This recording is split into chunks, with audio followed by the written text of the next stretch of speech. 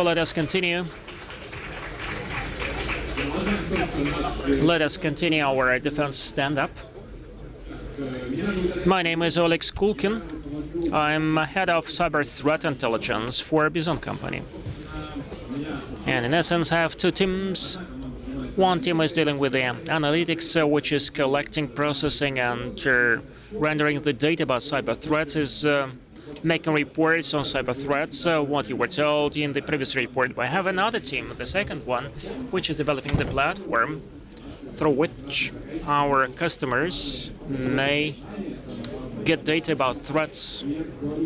And certainly I'm speaking not only about the compromising indicators which are available there, but I'm also speaking about certain things such as procedures, technologies, targeting, etc., which are so important in order to come up with the strategy of protecting the organization if we want to do that following the threat-informed defense. Как я уже сказал, Okay, what we do? We help our customers understand who, how, and most importantly, why is attacking them. And today, that's exactly what we are going to be talking about. And we'll be talking about Linux infrastructure primarily. Okay, by the way, who visited my speech last year? Okay, not so many of you. Well, good. This topic originated last year. And last year I was talking about the major techniques for Windows, and many asked Linux questions, and here is the Linux answers for you.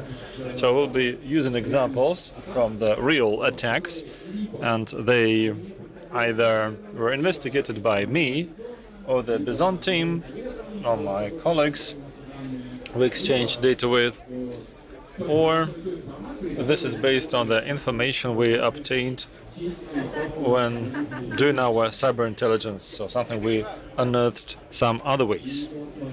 Okay. A few words about naming conventions. So how we call threat actors. Different vendors do it differently. Some use well-known names for groups because there are many groups and you give them names. And some come up with their own names. And well, quite long ago, when I thought about it, so before that I was dealing with incident investigation for about 10 years in cyber intelligence, and now I'm doing cyber intelligence and incident investigation. And I thought that if if I become head of cyber intelligence, I will for sure come up with my own names for groups. So this was my wish at least. So when I joined Bizon and I said I want it this way, they said, okay, no problem, go ahead. And the most interesting thing starts here. So you should understand how to do it, because everybody does it in different ways. Like Microsoft, they changed the naming of their groups recently, and now they're using some weather conditions, and they have a very complex naming system. Maybe this makes their life better, who knows. So our naming system is much more straightforward. Let me briefly share it with you. Okay, there are two types of attackers. So one type is wolves. So these groups, maybe if you read our blog, you have seen some information. We have Keywolf, Watchwolf, and Lakewolf. We recently had a report on them. So they are the groups dealing with traditional cyber crime or some activism. So this is cyber crime per se. Okay. What are the origins of all this? Well, I googled things and I thought, okay, Bizon has some animals. Bizons have animals, so enemies. So we should come up with wildlife enemies. So wolves are one of the key adversaries of Bizons. So that's where it comes from. And talk about the Russian culture. Okay, in Russian culture, wolves are often related to crime. So we started using it in the names of the groups. So Bizon can sound like a bison. So the bisons, they have wolves as enemies. Okay, and we also have some more interesting groups. They're usually state-sponsored, and we call them APT, Advanced Persistent Threats. And since we had wolves, so what is more difficult and more scary? Okay, they were wolves, and this sounds nice in English. Okay, why am I talking about this? Well, as I have mentioned, we'll be dealing at the way the infrastructure is attacked based on the real incidents and real groups, and that's why I'll be using this naming, and I'll be sharing some names of other vendors for the groups so that you understand whom we are talking about. But since we are going to use our naming, I'm telling you about this. Okay, we'll go through the whole life cycle of an attack. So we will use the Mitra or Mitra attacks, and the first tactic is initial access. And now let's have a look at the way they do it, how they access Linux infrastructure.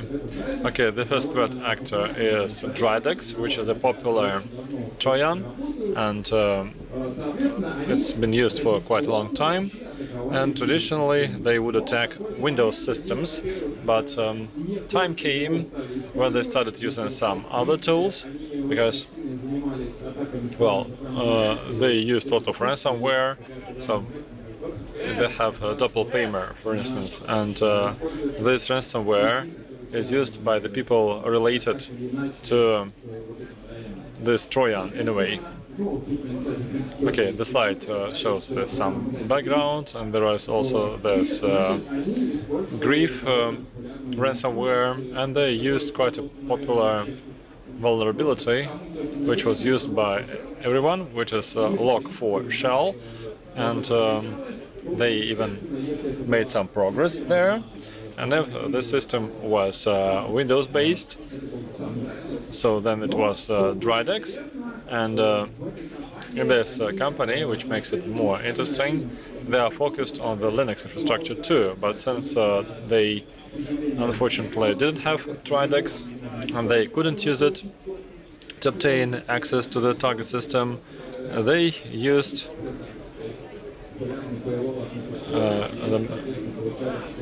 Metasploit payload Meterpreter, and this way they got access to Linux, and then they managed to get to the part of infrastructure which was run on Windows, and to do some post-exploitation and to spread their ransomware.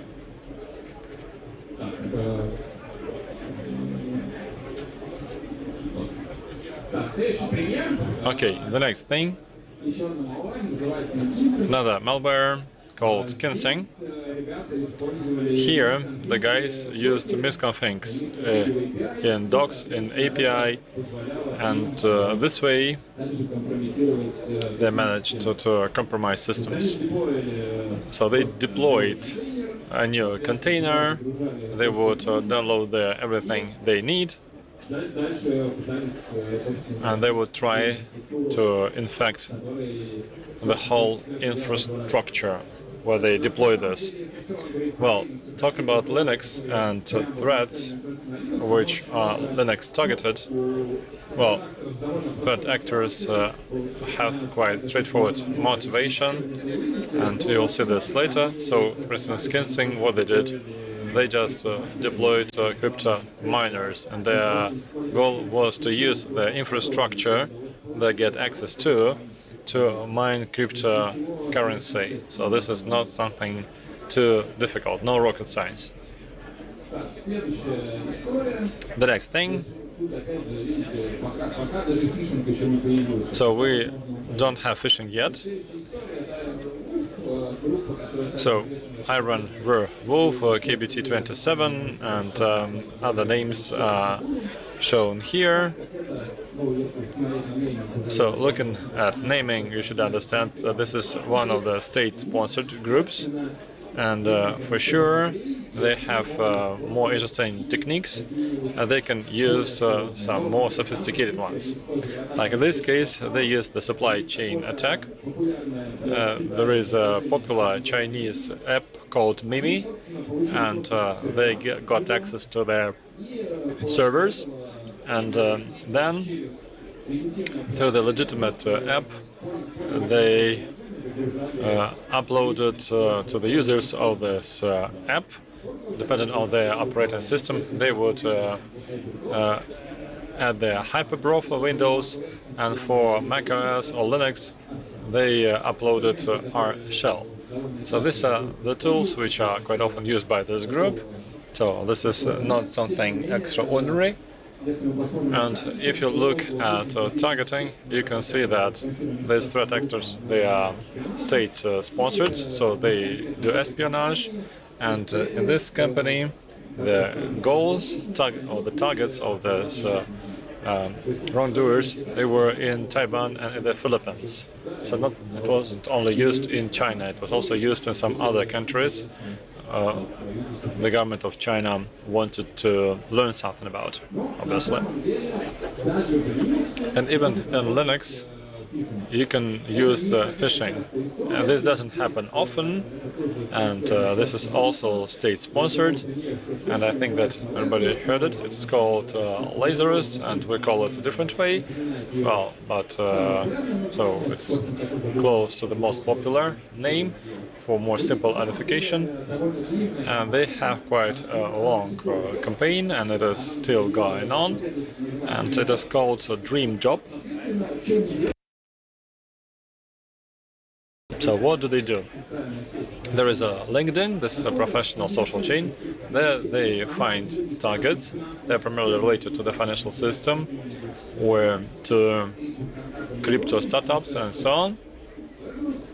Because Lazarus, they are from North Korea, and there they like cryptocurrency a lot because they need to dodge sanctions. So they attack organizations for espionage, and they also try to make money.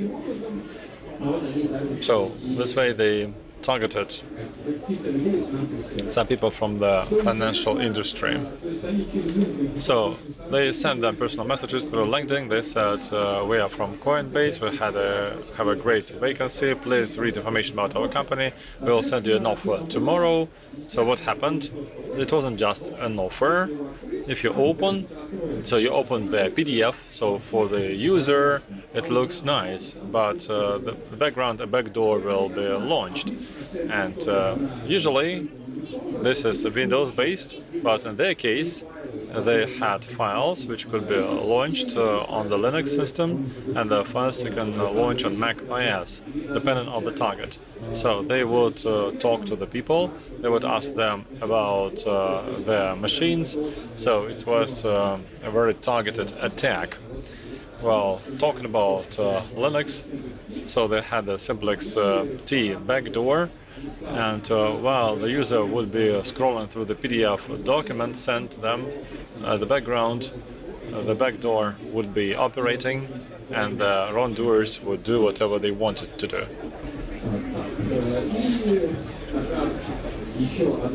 Here is another interesting group called Lick Wolf.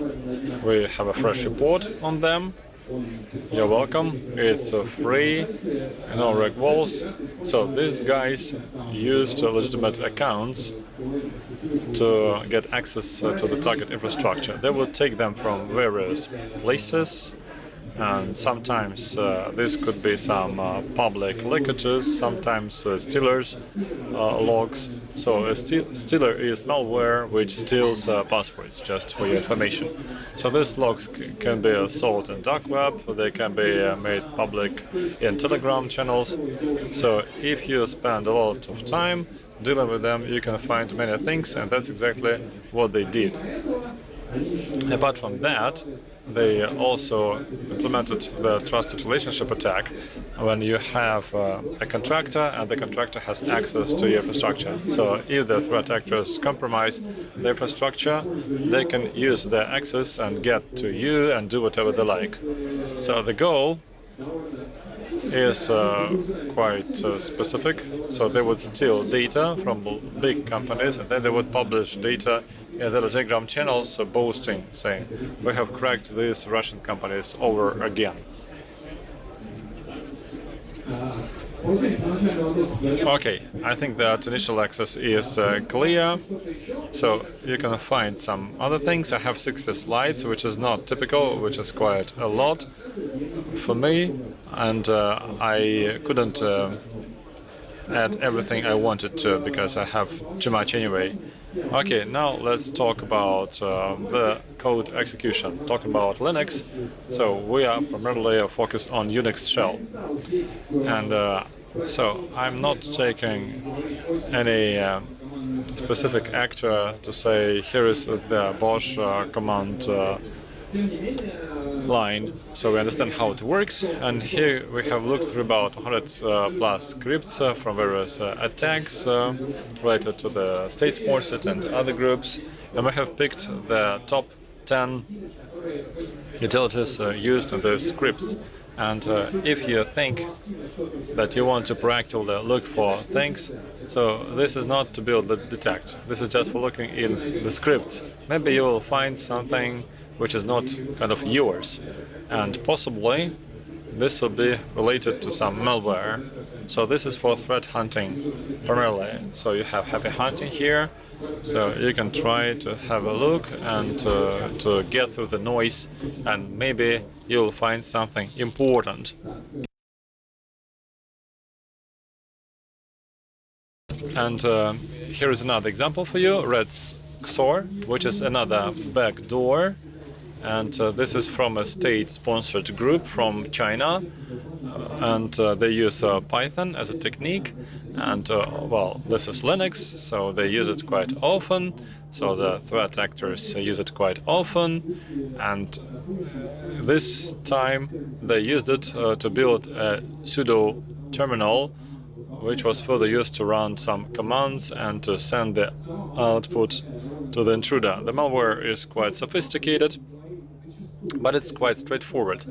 Well, more often than not, but not always, if you talk about state-sponsored groups, they have more advanced and sophisticated techniques versus cyber criminals because they have some other goals, but this is not always the case.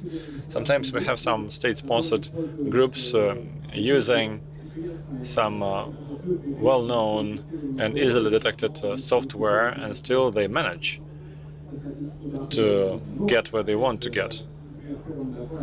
Like the first speaker, Sergey and Zhenya, they talked about PlugX, which is a Trojan, which has been used by a few dozen groups, I think.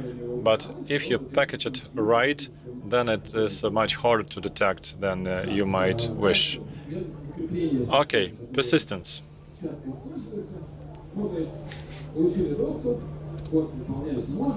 So we have the access, so we can launch the code, and then the system reloads. So for a server, uptime can be 3 years, and you don't always need to have persistence. Talking about some initial access, this is not always server infrastructure, but more often than not when we talk about Linux, it's the case. And sometimes you can have a workstation of a developer, for instance. And Lazarus, for instance, they can target this pretty well. And you also have another threat actor called RepaBot, primarily used for DDoS. They brute SSH, so that's why they are called this way. So we have a local account as a technique to have persistence in the system, and so malware just created a new user. It looks like SU helper, so it looks legitimate, doesn't it? And you can add some mimicking here. Okay, another threat actor, Gremlin Wolf. They're also called Gremlin Scouts. IB, for instance, published a report on them. And this group uses ransomware for their attack. Well, primarily they target the Windows infrastructure, But if you look at the ransomware attacks as a whole, they have this trend. For instance, last year, almost every partner program would have the Linux version of ransomware. Some guys and where they have the Logbit partner program, and they are also developing a locker for macOS. Since in big organizations they have macOS a lot of it, and so they can encrypt some important data to get the ransom money. Okay, so they use System D. So, and Gremlin Wolf is a group attacking Russian companies, and so usually the partner companies or programs they work abroad, but these guys target Russia, and in some incidents they used the ransomware for Linux, and they encrypted everything pretty well. Well, for the bad actors, well, it's not a problem to design ransomware for Linux, and here is another good example of this. Well, another technique, without the specific example, because, well, many people use web shell. Websites and web servers, they quite often, well, historically, run on Linux, and they can be cracked through vulnerabilities and plugins and other places. And one of the things they can use is payload is a web shell, all apart from backdoor.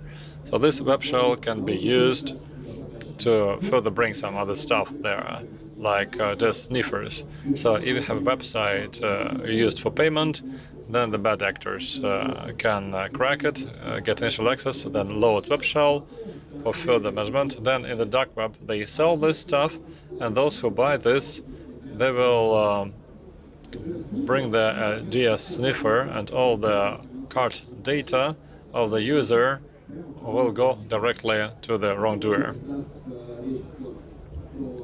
So here we are talking about the Magenta sites, which is quite popular, and they have vulnerabilities now and again, and so they crack it.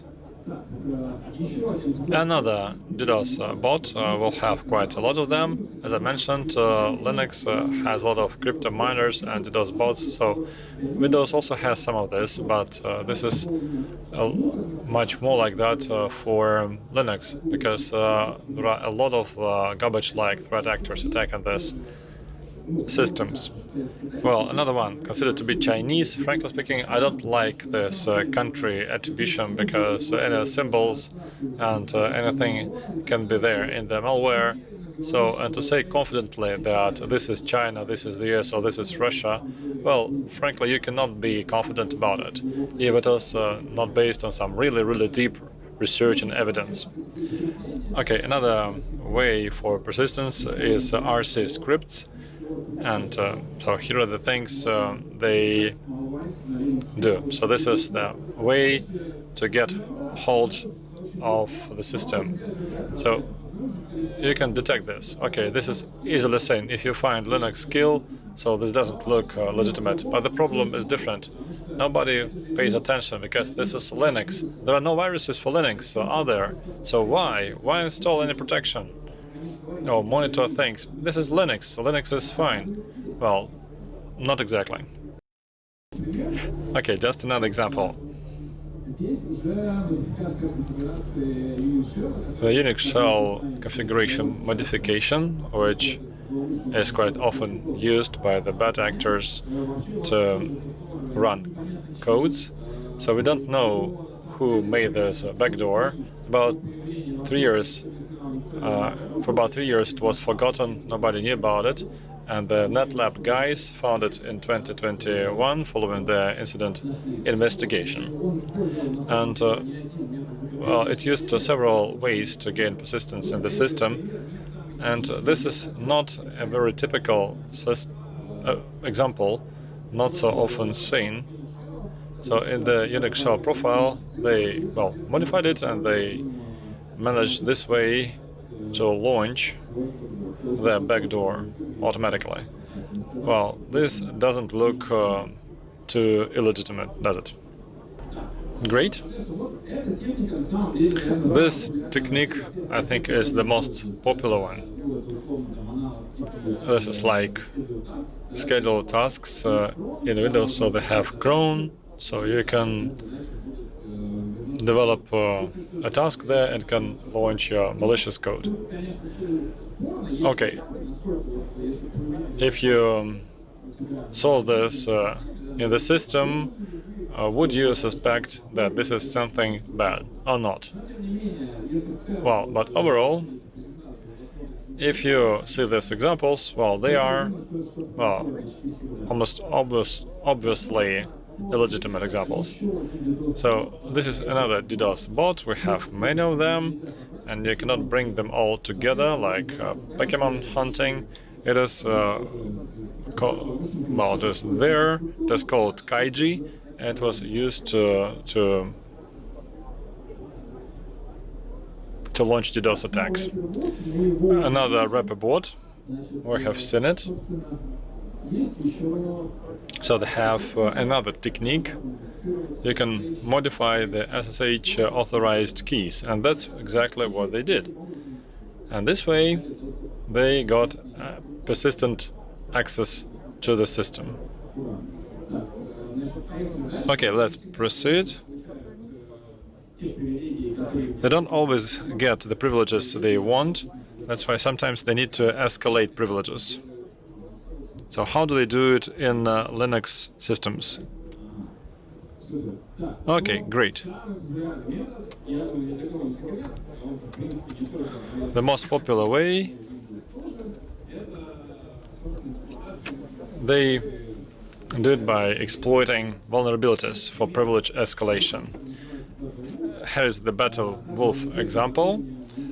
This group is also called NB65, Network Battalion, so they are activists. Well, I haven't seen them for quite some time. They used to crack a lot of Russian companies, and they would publish data in Twitter. And they would also use the leaked source codes of console ransomware, and so they would publish the data. They would mention this in Twitter, and they would also encrypt the infrastructure, not for money, but for cracking, and for the joy of it. So they attacked both Windows and Linux run infrastructure, and they used these vulnerabilities to escalate their privileges if needed. Another state-sponsored group, a more advanced technique, they abused the LD preload, and this way, before everything is loaded, they can launch their backdoor. Well, this is state-sponsored. We call them Evil Werewolf. They're also called Wicked Panda and APT41. So many state-sponsored groups have many names. Some more, some fewer.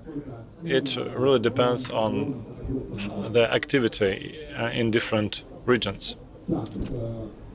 Okay, privilege escalation is clear. This is not an exhaustive list. Well, but they are real-life examples. Now let's see how the attackers can evade defense. Another group, Gremlin Wolf or Old Gremlin. So they, as I said, had some software, the ransomware, and they also had it for Linux environments. And the body of the ransomware was coded in base64, and then it was decoded from it. And this way we obtain this decode files for information code. So the slides show this.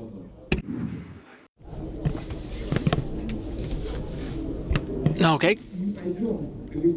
We'll not go further than an example, and actually further it is, the more repetitions there would be among the groups. Another technique. Obviously this can be done. You can change some settings of the firewall and For them, this was a kind of unique case. They did that for Windows and for Linux. They would decouple the system from the host. And when, for instance, actually you launch the ransomware to 1,000 different networks, then probably someone would notice that. But once you have 1,000 hosts, and we will not stop it. This is why the malicious users would isolate the hosts from the network so that administrators could not connect to them autonomously and to identify the processes which are pertinent to the ransomware. Here it is. Again, it is as simple as that, how to bypass actually the firewall. You may just delete the files after they are launched so that they could not be detected. HiddenWask is another sophisticated rootkit plus Trojan malware, and it downloads as an archive with its components, unpacks it, and deletes the downloaded data, and there was nothing to detect. And for instance, if in the course of your live response, until you restore some data, there is nothing there, but it used to be there, but much earlier. Another example using the same HiddenWasp. There are some anti-detect techniques there, not in real time, but for instance, if we speak about some forensics, apart from the fact that they deleted the downloaded archives, they would delete the batch history so that you could not identify what used to be there before. And these are the built-in utilities, and many malwares, apart from using the frameworks which are available at GitHub, the malware would be using what is available on the system. So you don't have to install anything extra, but use what is available already from the system. Another malware, apart from the fact that they deleted the batch history, they would introduce such changes that the new records would not appear there. And you would look there, and it is all almost empty, so there is nothing to analyze. Once they were now monitoring, once it was not collected anywhere, and naturally, actually, that's Linux, there is no virus there, so it means that there is nothing to protect. And then you have to work with what is available, and there is nothing available. But actually, that's not a problem. And this one is not a malware, and although it's been dubbed a threat actor, but this is a Lightning framework. That's a Helm framework. That's not the most conventional story, and this is a Linux-based one, and it is using a masquerading technique when the malusers try to mask their real name with something legible or something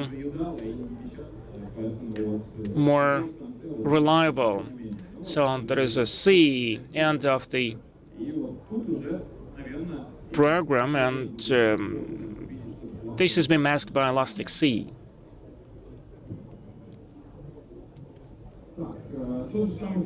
Another framework,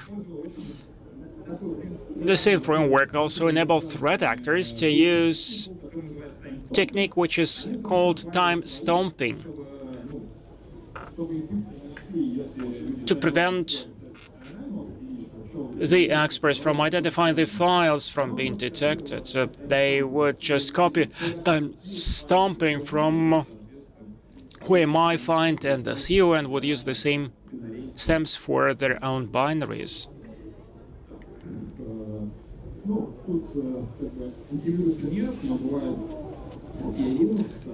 For instance, there is no antiviral software, but for instance, there is another crypto mining malware which could be disabled.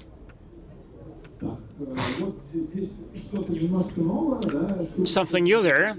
This is something which is called IP Storm. It did not mine cryptocurrency and did not launch any DDoS attacks.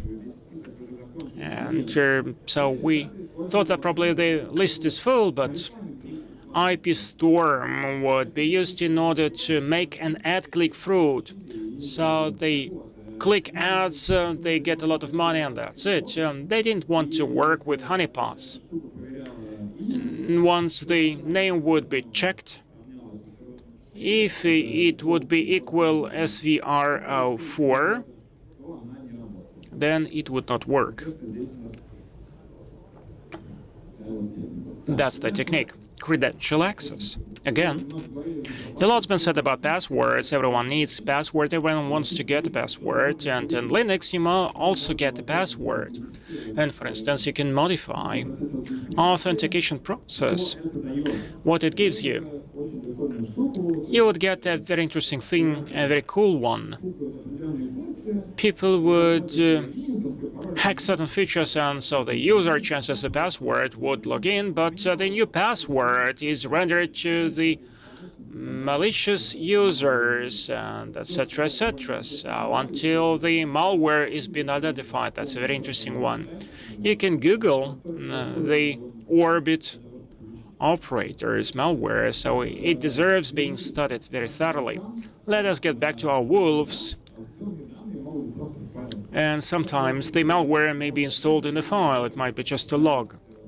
Here, the malicious actors try to find the temporary passwords in MySQL log files.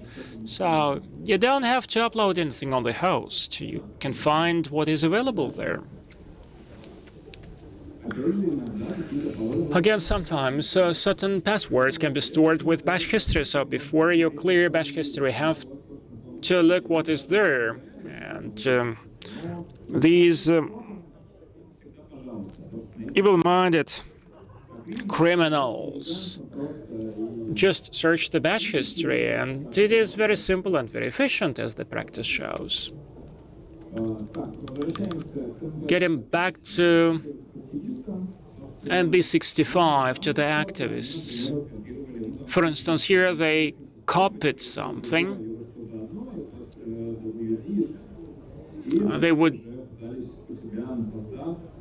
The threat actors would dump the content of EDC, password EDC shadowed, enable offline, password cracking. And actually, the credentials dumping does exist in Linux as well.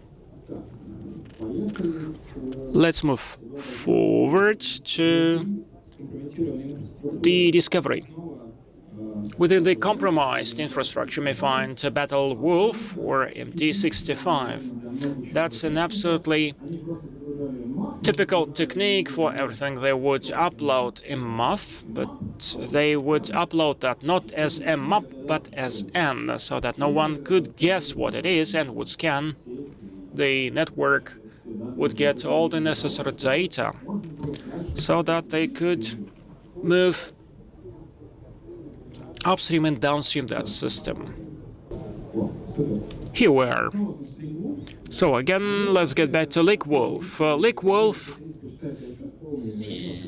you can search it, but they love to use something very simple. So, for instance, they decided to look what processes are being launched. So PS, this is something you can use to do that. So you didn't have to upload any processes or some frameworks. Now you don't need that. You can use just PS. In essence, that's the same thing. And again, there is a misprint. It had to be LS instead of PS. I overlooked that. So once you have to look that in the catalog, so here you have your ls function. Then lateral movement. And the information there is very scarce. Lemon duck, have you met anything like that? So that's a very scary thing. It's very difficult to get rid of that in the network. It works in Windows, it works in Linux. It's a crypto mining system, and it reproduces itself, and it does it through SSH because this is designed for Linux, and there might be different techniques there. That would be a nightmare, especially if the network is quite flat. Then the whole system would look like one big crypto mining system. And apart from SSH, that's all I could tell you about the lateral movement. But speak about the lateral movement techniques, then sometimes there might be lateral tool transfer when you have to upload something to the host. That's like an ingress transfer at a remote host, when actually something could be uploaded on the compromised host. That's another wolf, which is called Outlaw Wolf, and these guys are also mining cryptocurrency. But as I said, crypto miners and DDoS attackers are numerous in Linux. But you have to remember that some serious groups are also operational, also working, and do exist. Then data collection. If malicious users have to upload something or download something, LeakWolf, for instance, they would get a lot of data from Chinese influencer, but here, for instance, they would actually do that quite efficient technique. Another thing, sometimes they prefer to archive the collected data before exfiltration, and for that, very primitive methods could be used, such as zip utility, and it works very efficiently. It would archive the data very efficiently, and you can download that. Command and control, what do we have there? First of all, web protocols, and again, I'm not using any group specifically for that, because everyone works with HTTPS and HTTS. And for instance, BattleWolf would prefer Sliver, deploying that in Linux. It could be easily detected, and that's true. But once you detect something, we remember that there are no malware in Linux, so therefore no one would detect anything there. And actually, DNS allows us to communicate to C2. This is what the malicious actors were using. Then back to the downloading the data. BattleWolf actually would use Sliver implants, and they would be using that in order to exfiltrate the files of interest. And LeakWolf look more interesting. They would use GoFile.io, and they are using the same thing in order to upload the data on the Telegram channel. So you upload that, and you print a link on the Telegram channel, and that's it. And the last but not least thing, impact. First thing, we said that there are guys who use ransomware, and they may encrypt that, and some of them are even developing the software for macOS. As far as Outlaw Wolf, that's a crypto miner, and resource hijacking is using the compromised hosts and files.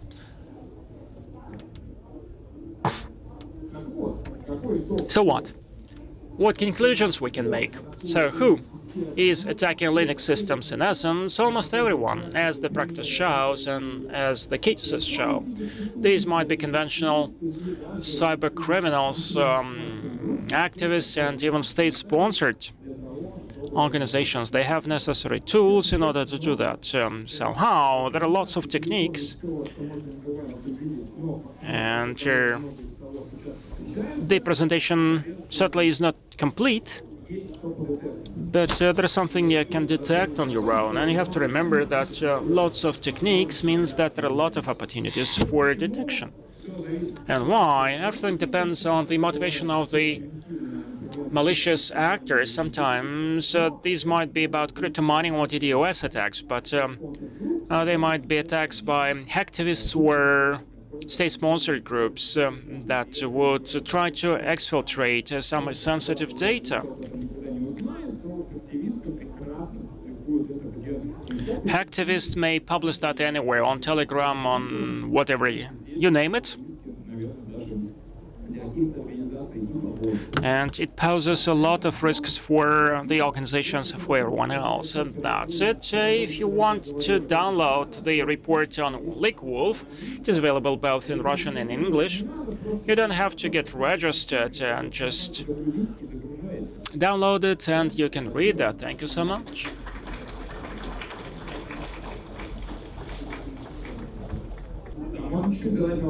Yes, we can get some time for a Q&A. Unfortunately, not too many questions. Good afternoon. My name is Artyom. I have the following question.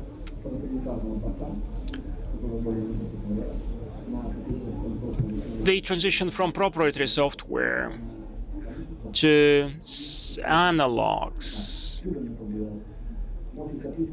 did it bring about more attacks or less attacks? Well, in essence, I would not say that it had some effect. The very essence of the presentation was to show that, for instance, we are moving to new systems, and we say that we would migrate to a new system, and Windows would be attacked, and this would not be attacked, and we would be totally safe. But actually, it depends on the motivation of the hackers. For instance, if they're attacking you, and you changed Windows for something else, then they would actually use the vulnerabilities of your new system, and the transition is quite smooth. It's very gradual. I would say that the number of attacks increased not because some companies left Russia and other companies entered Russia. Good afternoon. My name is Vladimir. More than once you said that Linux systems should not be monitored. I'm here, but okay. I have the following question. Would the audit or some user detection system be enough in order to identify 95% of these attacks? Well, 95% of the attacks, that's too much. But for instance, if you want to detect that the attack is there, just if you want to see that something wrong is going on and you have to take some active measures, then that would be enough. But in that sense, you have to have certain qualification in order to tell what is good from what is bad. But at least you have to have some basic monitoring. It will help the forensics to do that. So we have to do that. Yes, absolutely. Oleg, hi, thank you so much for a nice summary. I have the following question, for instance. We use your terms. The wolves very often would be using the vulnerabilities in the catalogs in Windows. Can you see the rise in using the same catalog vulnerabilities for Linux? Well, I cannot remember anything like that in the wild.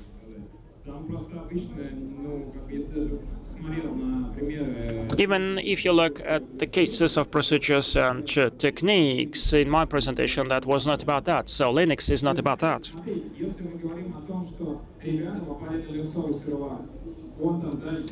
So, for instance, getting to the Linux channel, you may get to the Windows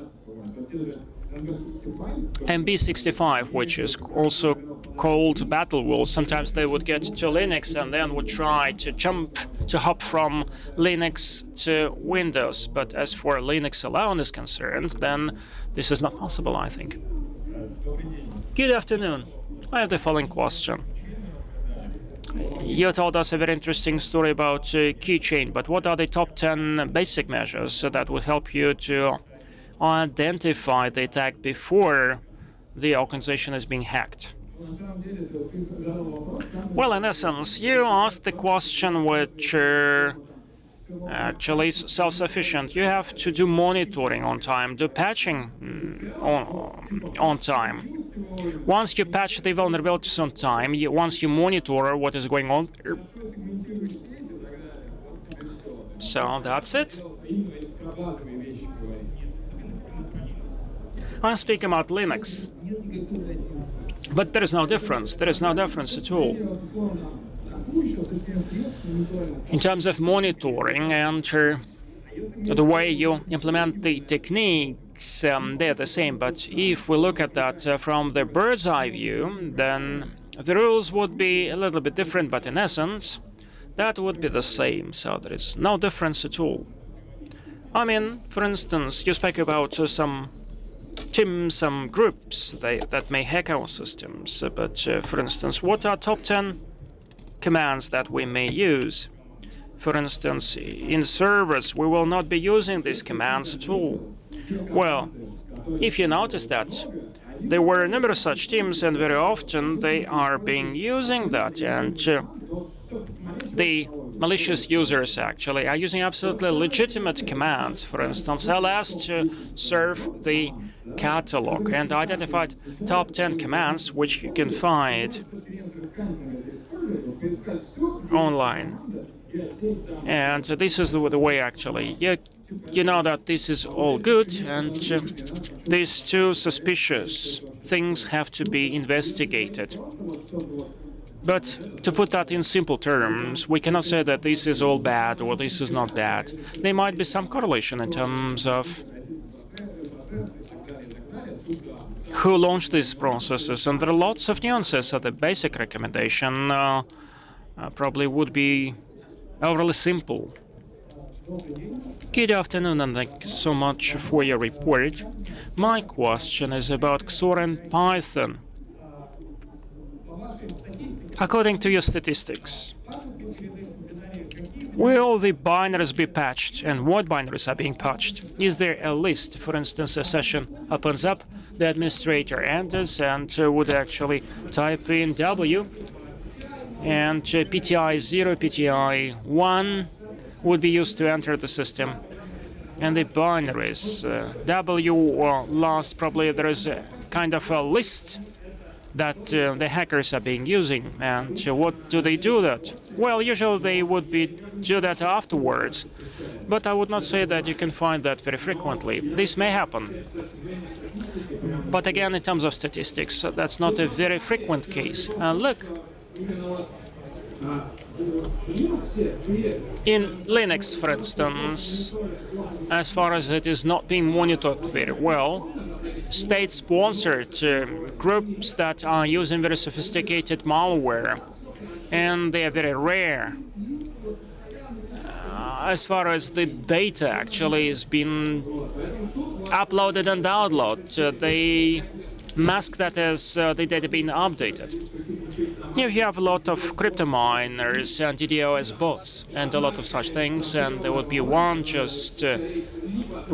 malware where you know that this malware is attributable to some state-sponsored group, and no one knows what it is about. So it's been detected, and you cannot find that anywhere else. Then it could be regarded as some targeted attack. So something was designed for that attack. So the money that was spent on that development certainly paid back. Thank you so much for your report. And that's the last question. I would have the following question.